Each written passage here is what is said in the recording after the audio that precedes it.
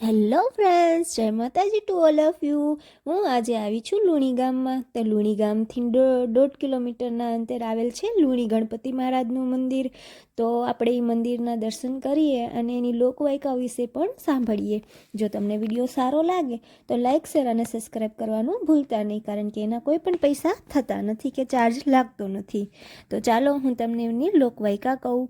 તો એક લોકવાયકા પ્રમાણે તે સમયના રાજવીર જામ રાવળ અને મહારાવ શ્રી ખેંગારજી વચ્ચે વર્ષો જૂની દુશ્મનાવટની પતાવટ સ્વરૂપે મધ્યસ્થી બની માતા આશાપુરામાં કુળદેવી દરબારોના જાડેજાના તે બંને વચ્ચે મધ્યસ્થી કરાવે છે અને જમીનમાં 2 લીટા કરી અને આદેશ કર્યો કે આ એક બાજુનો જે ભાગ છે એ કચ્છ દરબારનો થશે અને બીજી બાજુનો જે ભાગ છે એ જામ રાવળનો થશે, જે હાલારના ચોવીસીના હાલાર ચોવીસી કહેવાય છે. ત્યારબાદ જામ રાવળ પહેલો ભાલો નાખે છે જમીનમાં અને ત્યારબાદ વળી પાછો બીજો ભાલો નાખે છે જમીનમાં.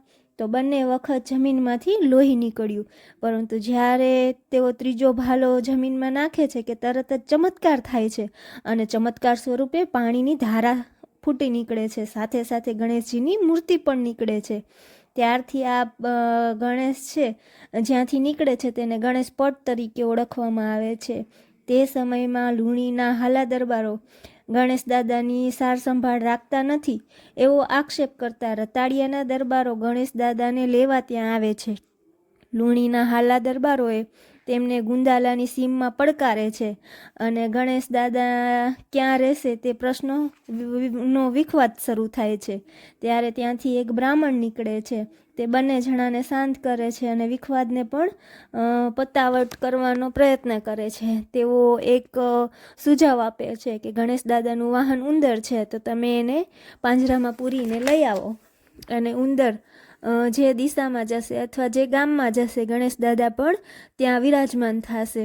તો ઉંદર છે તેને પાંજરામાંથી છોડવામાં આવે છે અને ઉંદર લુણીના હાલા દરબારો હોય છે ત્યાં કને જાય છે, એટલે કે તે લુણીમાં જાય છે અને લુણી ગામથી 1.5 કિલોમીટરના અંતરે ગણેશ દાદાની મૂર્તિ છે એને ત્યાં કને પધરાવી મંદિર બનાવવામાં આવે છે.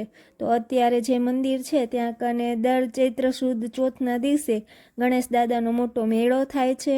આસપાસના 12 ગામના લોકો હોંશે હોંશે આ મેળામાં આવે છે અને લોકો અહીંયા કને ખૂબ એન્જોય કરે છે. તો તમે આ સાઈડથી નીકળો છો તો અચૂકથી એક વખત દર્શન કરવા પધારજો.